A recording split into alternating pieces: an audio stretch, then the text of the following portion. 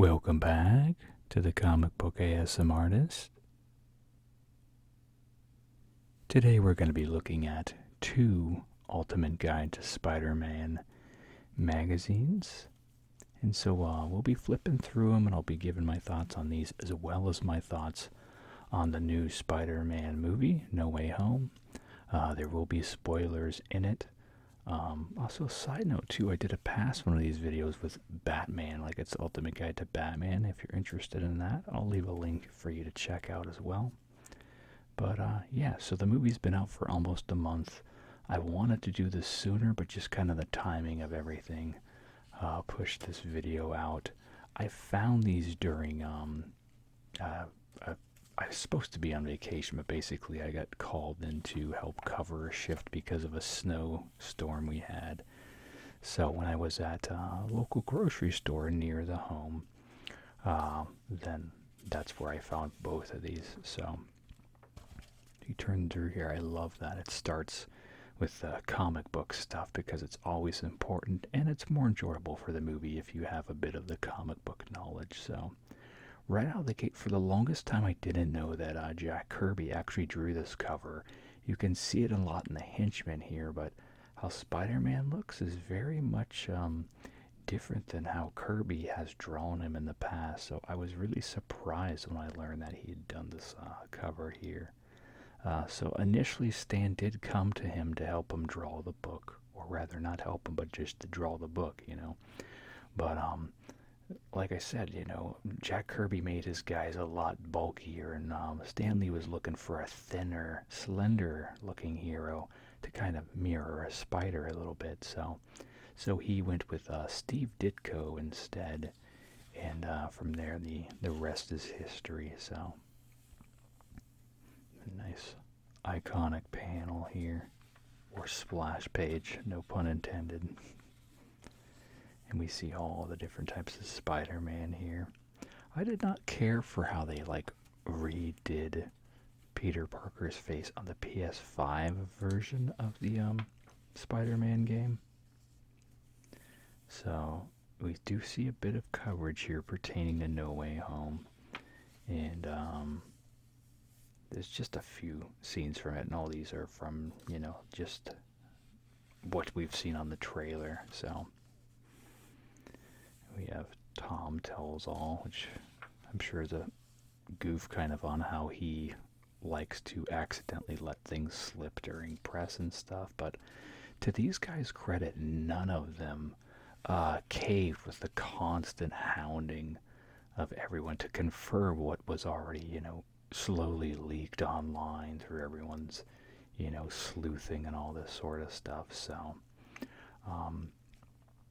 the thing that I really don't care for in the new Spider-Man movies is just kind of like the entourage high school kid thing. I just kind of find it annoying, and that is super annoying to me. But I mean, that's his character. He's supposed to kind of be that annoying, clingy friend, you know. And then MJ has like way too much sass, and how she like talked back to Doctor Strange and stuff. It's just like, I don't like that at all. So, but yeah, those things aside about the movie, for the franchise in general, this movie is right up there on the list of Spider-Man movies now, and not. I mean, I would say mainly because of all the extra stuff that they were able to pull off. You know, they always talk about multiverses, whether it's in comics or cartoons or movies and stuff, but they pulled so many things that people had hoped for in this movie and just said, yes, it's here, enjoy it. So the fact that they got all of the Spider-Man from all the Sony movies together, incredible. And most of the villains, I think one or two. I know Vulture was missing for sure, but they got everyone else if I remember correctly. So, and then like the surprise of having, you know, Matt Murdock show up, like Charlie Cox, Matt Murdock, and it just kind of piggyback off of on Hawkeye's show how Kingpin is in the MCU now. So just really cool that they were able to pull that off, calling those favors or whatever the heck they needed to do. But I mean, the fact that they have talked about the multiverse to this extent, Sony can do whatever it wants at this point, because they can just point back to that and say, so, well, it's not this time, it's another timeline, you know. But I think the payoff is in when they all melded together, you know, in the way this film did. So I really wish we would have had Vulture in this movie. I loved his character in Homecoming, but I mean, I've just got a Michael Keaton bias.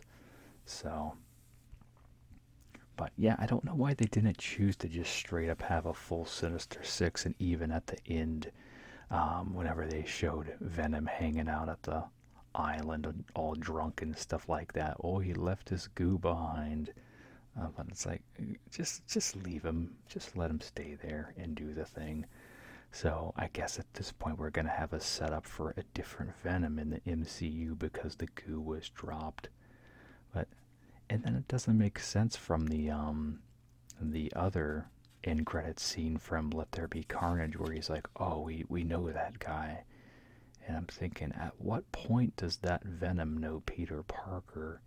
Because to my understanding, the Venom movies, there's no connection at all to Peter or Spider-Man or any of that, which was frustrates me because, and I recently watched those too, both of them, Let There Be Carnage as well as Venom.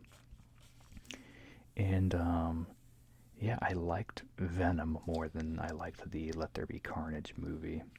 You know, that had its own problems. The second one was way too comedic, I felt. The first one was more serious, lots more. I mean, my daughter was scared to even be in the living room when Venom was on. So, but the other one, it had just more punchy dialogue and all this sort of stuff.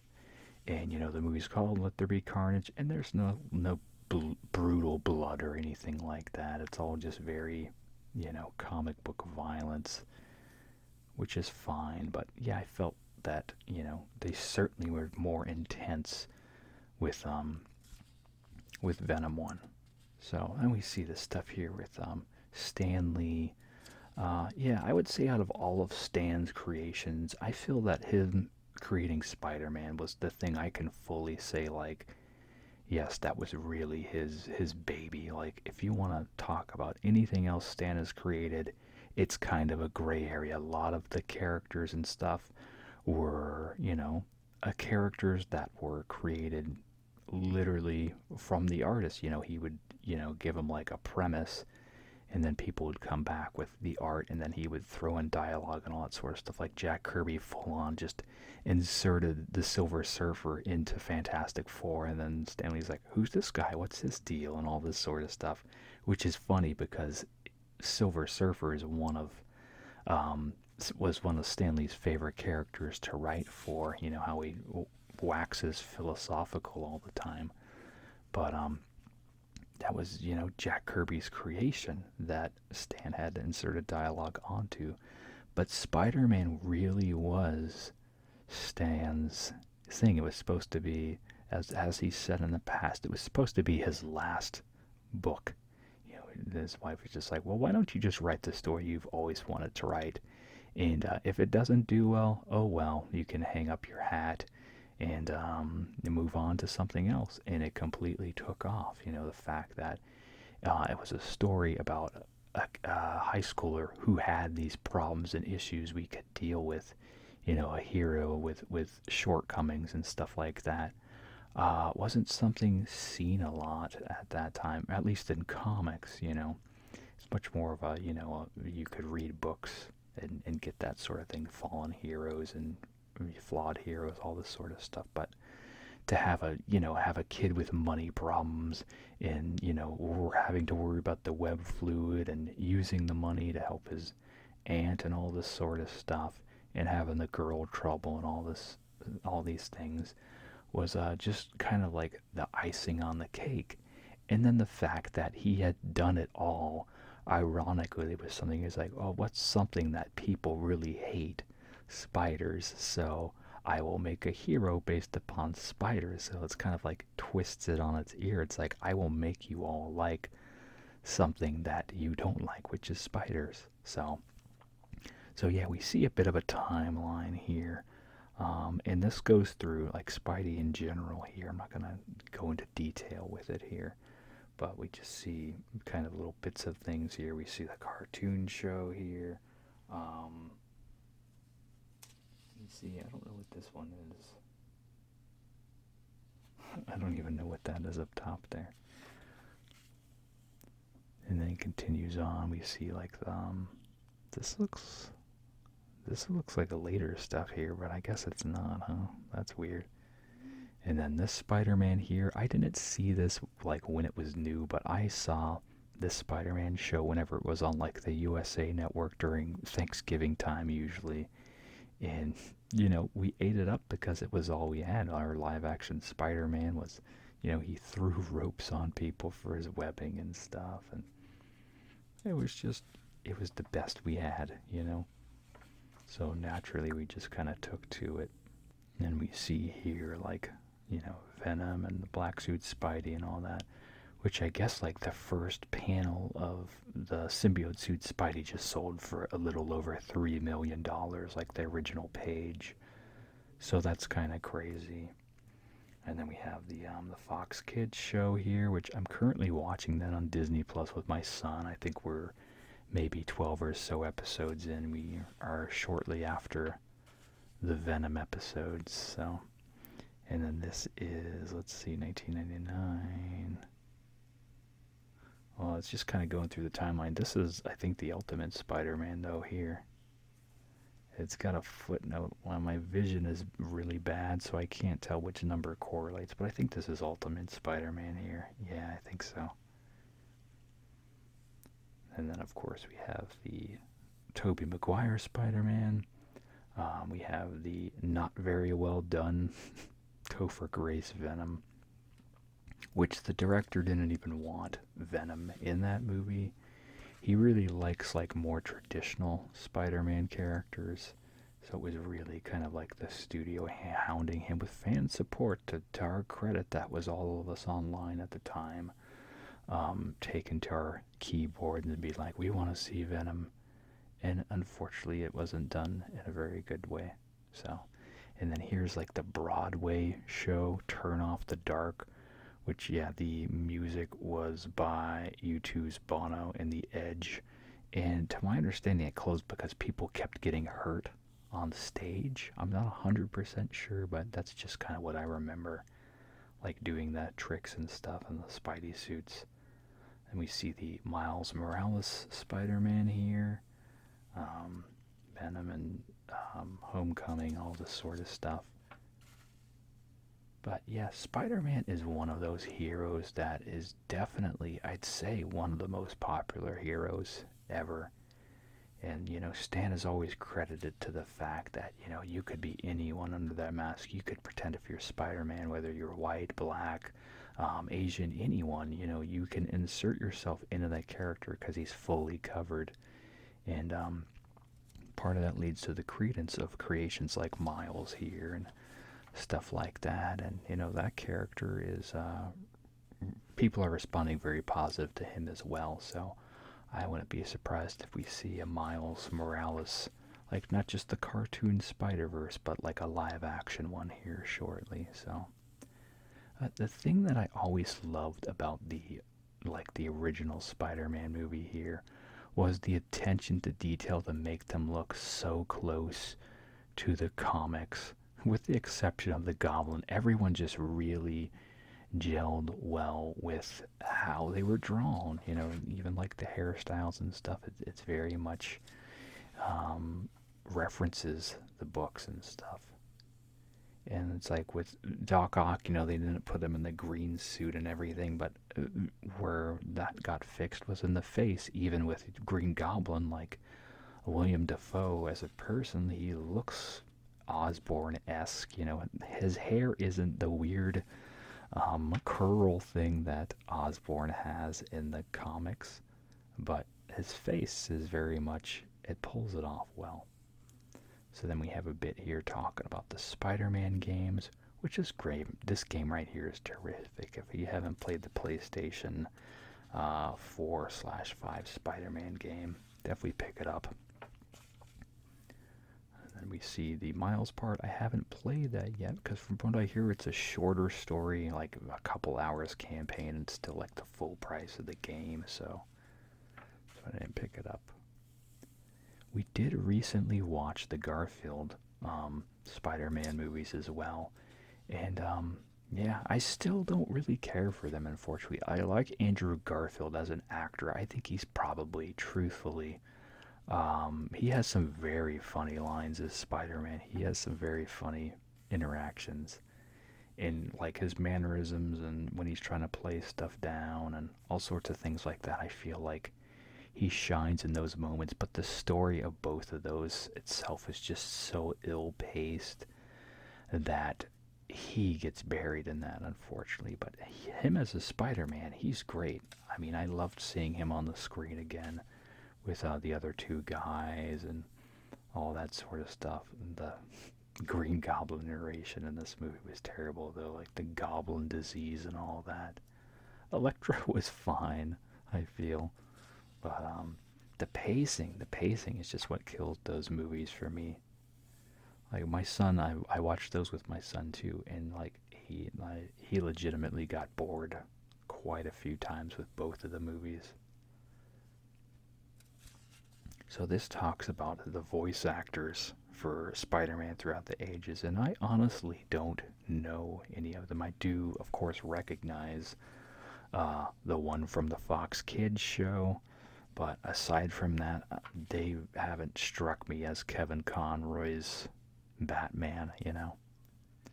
And yeah, I guess there's even more here, huh? Yeah. There's a lot of people who have voiced Spider-Man here. I'm surprised some of them I see like Neil Patrick Harris and Drake Bell. Like I know those guys, but I can't pick out and be like, oh yes, that's specifically those guys, which I can normally do. But I think Spider-Man is just such an everyman type of voice. He's a very common kind of guy, you know. So it's hard to really pick him out and say, yes, this is this guy, because they kind of feel like they downplayed a little bit to make him more believable. And we have the Spider-Verse here, the Into the Spider-Verse, which this movie's fantastic as well. If you haven't seen it, I highly recommend it. You know, really solid, just kind of teenager responding to his new powers and then just kind of being thrown into all sorts of randomness. I love the art style. I liked the unique attention to things like even having him animate at a different speed than the others as he becomes more confident as Spider-Man. His animation becomes more solid, more smooth. So, and then I love that they used Bill Sienkiewicz's design here for Kingpin in the movie. And I was surprised they got all Haley Steinfeld for voice of Spider-Gwen here. I did not put that together. I didn't until I saw this picture here. I wasn't like, oh yeah, that's her. And I mean, you can actually see it in the face that they've done here. It looks like her a bit. You know, the hair and stuff is different, but when you look at the features, it tracks. So here's the big bads here. Now this list I think is kind of funny. I think Venom is too low in here. I think Rhino should not even count on here. Him in the suit was like, what, the last 3 minutes of Amazing Spider-Man 2, so that shouldn't even count. I wouldn't even put Harry on here.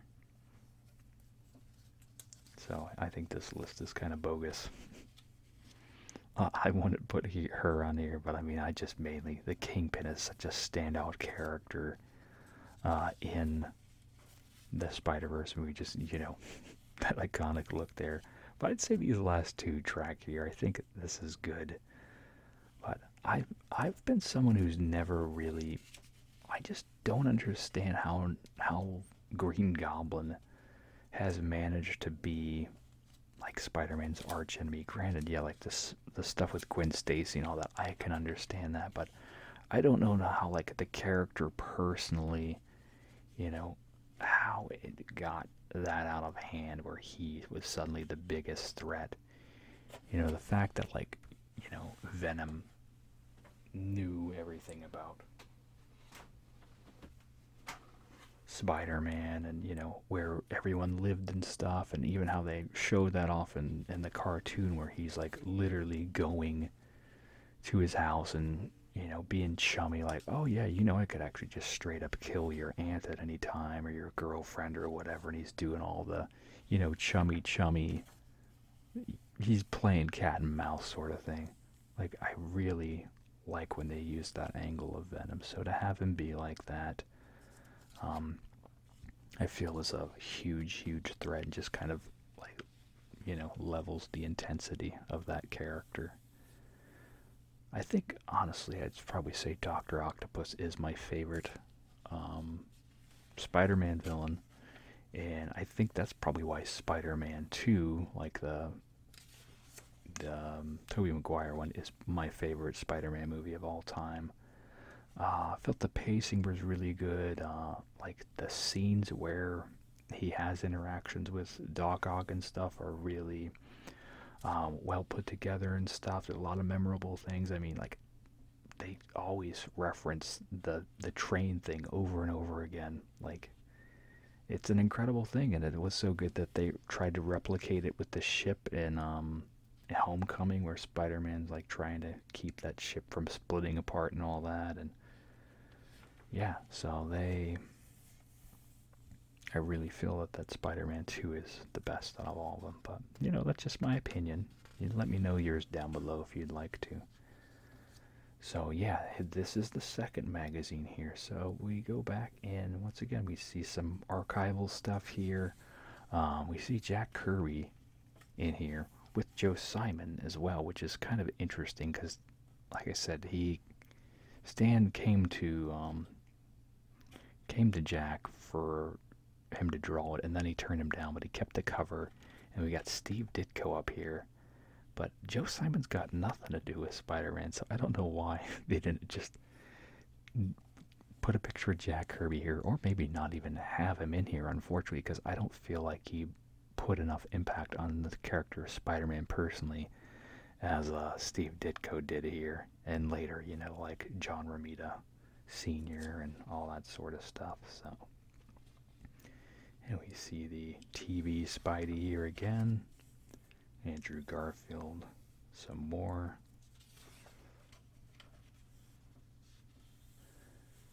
And we see the spotlight on Stan Lee, very young Stan up here. And this is just kind of talking about, his history with writing and things. And we see here the split with Ditko from Spider-Man. I'm not sure the reason why Ditko kind of took off. I think he was just kind of wanting to do things differently than Marvel or Stan had expected or required, maybe. From what I hear, unfortunately, like the industry is it's pretty intense, and it's like if you can't meet the deadlines and stuff, and if you're someone who's in it really, putting extra work into your stuff, and it's just kind of brushed aside, and all this sort of stuff, and any sort of extra creativity you want to add gets shot down on editorial, it can be really frustrating. So I think there was just kind of bits of that. Like I said, I'm not really sure, but let's see, I'm reading it. Looks like this quote comes from someone else, maybe. I don't know why they've got all these different names thrown in here, but it looks like it's a spin on Voltaire. Who's the full quote here is, it's Doivent. I don't even know what that's his French there. And I was like, that doesn't sound like anything I can read. So yeah, their full regular quote is, they must consider that great responsibility follows inseparably from great power. So that's the original quote from Voltaire. So yeah, and that's kind of how it goes. The best stuff is always, yeah, there's no way no one has thought or said certain things throughout the histories of time. Back again here to the Goblin. It is a real tragedy. I will throw up if I can on the screen. They did have a full-on recreation of like the rubberized looking mask from the comics. I'll show that on the screen if I can. It would have made the character that much better. I think that's the main thing when you watch it now. That's what dates the movie. Granted the CG and stuff isn't great in a lot of it, but the mask here is not that great, but I'll throw an image up if I can. And then here, this is the newspaper Spidey comics here. My oldest brother used to have a big old collection of the early Spidey comic strips. And so that was a lot of how we consumed Spider-Man in the early days. Like for me, from ages, I don't know, 3 to 6 or so. We didn't have, he didn't get a lot of comics for a while. It wasn't until I was probably about 5 or so that he was buying books off the newsstands that I could see, that I remember anyway, which was like John Byrne's Superman. But he could have, but I know specifically me, I didn't really take notice until about that time. So, but I remember he had a big old like graphic novel book collected, not like this, but it was, like this type of magazine size, but it was like 400 pages. And we would go in there and try to draw things out of it and stuff. Then we have here the 9/11 tribute Spider-Man book, which is certainly something that people remember, and it's a sought-after Spider-Man book. I remember in the book itself, though, like they show like the villains crying and all this sort of stuff, which just didn't feel right to me. It was certainly very tragic, and I liked, Spider-Man responding on Ground Zero and freaking out, and having Captain America helping, dig through wreckage and stuff like that was great. But then they're like, oh, look at everyone who's so sad, and it shows like I don't even know if Doctor Octopus is in there, but like Doctor Doom and Kingpin and Magneto, and they're all like crying. It's like, I don't know if all these villains would be sad about this. Like, there's a humanity side to everyone, but those guys are villains. So I don't know why they did that, other than to emphasize how horrible that was, that even the worst people were impacted by that. So we see a bit of Miles Morales in here again. So this covers kind of Miles's creation. So yeah, it looks like Donald Glover did like a Spider-Man bit that inspired Miles a lot, from what I'm gathering here. I haven't read this magazine. I've just kind of flipped through it. So that's interesting to note. And then we see a bit more about the Spider-Man TV shows here and stuff. Yeah, so the Electric Company, I've heard of the show, but I don't really know about Spider-Man's involvement in it. And then this is showing like the cartoons and stuff here, but this is actually the that Marvel book that I flipped through a long, long time ago, kind of when the channel first started. This was the cover used on it. But it does match pretty well to that time period. I just thought that was cool here with the man-made giant spider web. I think it's probably all like metal wiring, but it was a cool scene. But yeah, and this goes with like, hey, here's the character with their counterparts. But yeah, you can see what I'm saying here. Like they really paid attention to that in those movies. And even Gwen Stacy in The Amazing Spider-Man, she looked great. I'm blanking on his name now. J.K. Simmons, yeah. He was a fantastic JJ. I'm so glad they brought him back, too. And then, yeah, I don't even I watched this and I wasn't aware of her I guess she's in the Amazing Spider-Man movie. But I didn't even notice her, so. And then they're showing the Fox Daredevil here with Ben Urich, which I thought he was fine. I liked that Daredevil movie a lot, actually. Actually saw it twice in theaters. You got Robbie down here. And Betty Brant, she was great. I think she looks way different now. I don't know if this was a wig on her or what they did. I think this is the lady who's always in like everything though. She's usually blonde, Elizabeth Banks. I liked this Kurt Connors more than the Amazing Spider-Man's one. I don't think at any point we've had a good Flash Thompson. None of them have been good to me. I guess they haven't been jockey enough. Like, I picture Flash as like a, muscly, like football type of guy. In this one, he's like a basketball guy and that sort of stuff. But I picture him like a bigger, sort of muscular guy. Got Harry here. And then this talks about the Spidey suits.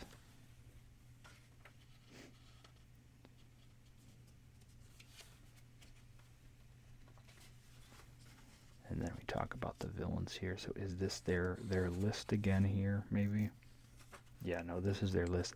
There was an error here as well. So, I don't really get how Hobgoblin is kind of so involved as he is either. To my understanding, he's pretty much just like a henchman who kind of leveled up and just started messing with things. To my understanding, I'm not 100% on Hobgoblin. He shows up and messes things up, but I don't know if I'd put him in. I would put Carnage ahead of Hobgoblin, but what do I know? And then what do we have? Craven. I'd say Craven's would be higher too. Electro, Vulture. But here's the funny part. We've got Venom here, right? So here's 6. This should be 5. Here's Venom, right? And then we turn it. Oh, Sandman's 5. They show Venom in here. And they don't even give him a number. So that's pretty messed up. Mysterio, Lizard. I don't know if I'd put Lizard this high on this list either. He's a scientist with a lot of brute strength. I don't know. I would certainly agree. Hobgoblin. Well, Doc Ock, holds kind of the top 3 spots somewhere, and then we got Green Goblin at number 1 again. The character has always annoyed me more than anything else. He has been crucial in a lot of like the biggest defeats in Peter's life, but I still think Doc Ock is the bigger villain. And then we kind of see a tour through the films here. Yeah, a side note here. Originally, James Cameron was going to direct Spider-Man for Sony, and Leonardo DiCaprio was going to play as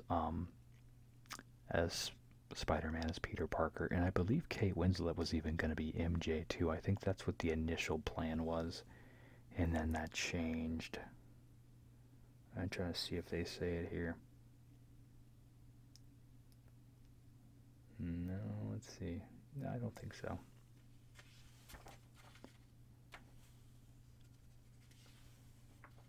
And we see the squad from Spidey 3 here. Which I think this is odd. Most of these people, like, Gwen Stacy didn't have a big enough role, I felt, in that Spider-Man movie. I just kind of thought she was a silly throwaway character in that movie. Although granted, he uses her to make MJ jealous or whatever, but I don't know. This is an odd picture to me. He probably wasn't even here. They probably inserted him later. Since he's got such a rift. Or maybe that was kind of the point. And then, yeah, this is showing Tobey and his other stuff here. Seabiscuit and Cider House Rules. I loved Seabiscuit. I'm pretty sure I've seen Cider House, but I was much younger, so I don't think I appreciated it when I watched it. And then we see this was Kirsten Dunst in Interview with the Vampire as a very sick, twisted, I think she was 11 in that movie. And she had like collected corpses in her bed as like dolls, and she had her dolls covering up all these bodies and stuff. Really creepy. And we see the Osborns here. Aunt May, Alfred Molina, Doc Ock, the worst Venom, Topher Grace. Yeah, I mean, granted, he was giving a script. He was given a script and he acted. Venom just wasn't good at all in that movie. Even like the bestial, like shrieking and all that sort of stuff. Like, that wasn't Venom. We all know it. We visually were like, oh, there he is. And then they've certainly rectified that with the new Venom. I just wish we could get the big white logo on him. And then the Amazing Spider-Man stuff here. Emma Stone.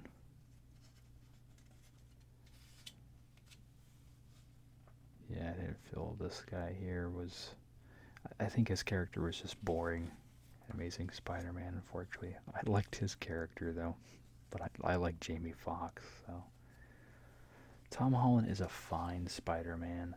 I would say Tom Holland, we see in this movie, we see what needed to happen for him to truly experience and feel kind of what most heroes feel. The thing that always frustrated me about the new Spider-Man movies, the Tom Holland ones, is the fact that he's been zipping around with Stark Tech and stuff and all this sort of stuff, and the optimism's fine. It's been enjoyable. It's good to have heroes who have optimism and stuff, but Spider-Man's thing has always been dealing with grief and just kind of being crushed by the fact that he wasn't strong enough, fast enough, in the right place, all this sort of stuff that led to the death of quite a few people he's cared about. So to have him finally get pushed to that space, with the death of Aunt May in, No Way Home was crucial. And I mean, that movie certainly, especially the last act there, the final third of the film, I cried multiple times during that. There was a lot of emotion there, and I'm glad that we saw him go through that, and the other Spider-Men were there to kind of help shoulder the load, and just kind of that's part of who Spider-Man is that piece of grief. And as I've said in the past with my own life, like both of my parents are dead, my grandparents are dead, my sister's dead. So I've pretty much, dealt with and made peace with the fact that death is a part of life, but to have him go through the actual piece of being on site and not physically being able to keep it away from those he cares about, and having to sacrifice his friendship and his love life, all of that to be the character in the end, without the aid of the Stark Tech, I might add. Just great. So now we have a stripped down Spider-Man who's experienced, what all the other Spider-Men have experienced, and who the Spider-Man in the comic experienced in the very first outing, the loss of his uncle, which they never really addressed that with the Spider-Man, the Tom Holland Spider-Man, and he may have, but we've now seen it fully happen with Aunt May, which is something that doesn't happen often in the in anything else with Spider-Man in it. I think it happened in the games, in the PlayStation game. She died in that one, but I think for the most part, Aunt May has kind of always been around. So to lose that character that way too, I've always liked Aunt May, and the fact that she's always, you can tell that she's known about Spider-Man, and but not fully. There's always that tightrope chemistry, but just having her be supportive and all this sort of stuff, and the way she knows how without getting into Peter's personal life directly to, respect to the space or whatever you would call it.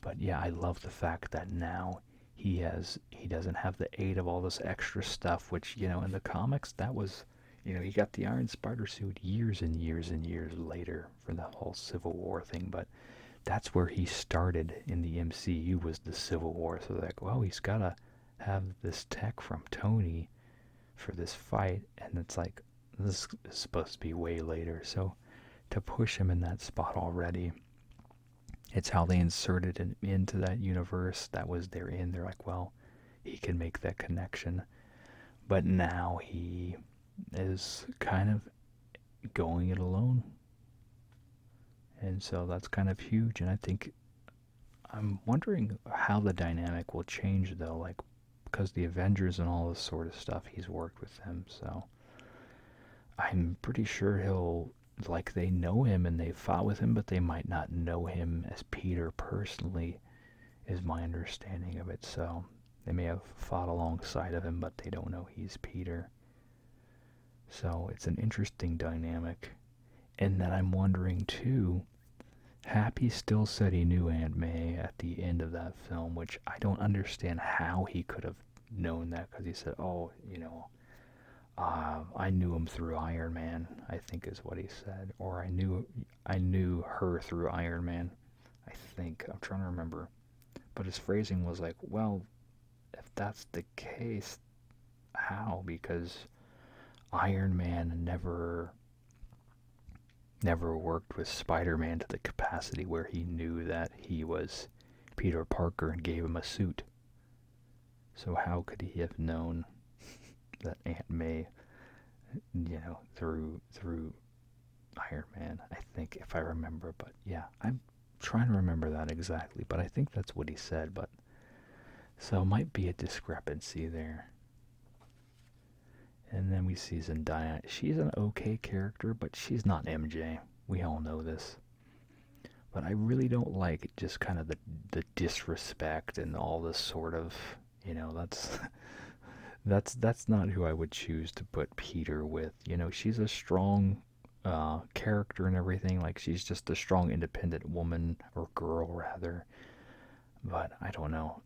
MJ's been headstrong, like in the comics and stuff, but Zendaya certainly puts off a different energy as MJ. Granted, too, Aunt May puts off a different energy than the one in the comics, too. So they were certainly trying to go a different direction with a lot of these characters. But I really didn't care for a lot of those directions. And I really felt like most of the newer, basically whenever there's like the kids interaction, it feels very much like a Disney Channel show, which is kind of annoying if you're not used to that sort of thing. So, but I'm glad that Spider-Man now is, Stark Tech free, and he's out there on his own. He's just trying to really emphasize being the best hero he can be. And he's made sacrifices along the way and experienced the grief he needed to. So we see the timeline here. One thing I noticed about this timeline is there's a nice little error here. Right here, Joe Kirby, it says. Lee creates Fantastic Four with Joe Kirby. They must have combined Joe Simon and Jack Kirby's name there. So, yeah. But here's our timeline. Pretty similar to the other one. I think this one covers a lot more comic booky type of stuff, maybe. There's that. And yeah, these guys always put out random magazines, so usually just kind of check around, whenever a film releases. There's usually, if you look in like the magazine, wherever they keep magazines, sometimes they're at the checkout counter, which I found one of these in like the magazine rack area, like, towards the back of the store. But then at the checkout counter, I found a different one. So they're always ridiculously priced, though. These were both about like $15. This one was $12.99, and the other one was too, I think. Let's see. Yeah, $14.99. So, but I hope you enjoy this. Let me know what you think about the movie, about anything with Spider-Man. He's one of my favorite heroes. I love experiencing this stuff with my kid with him. It's one of my highlights. Anytime my kids are passionate about something I'm passionate about, it's always a great time. So yeah, let me know down below what you want to see. And as always, you all have a super slumber. Thanks.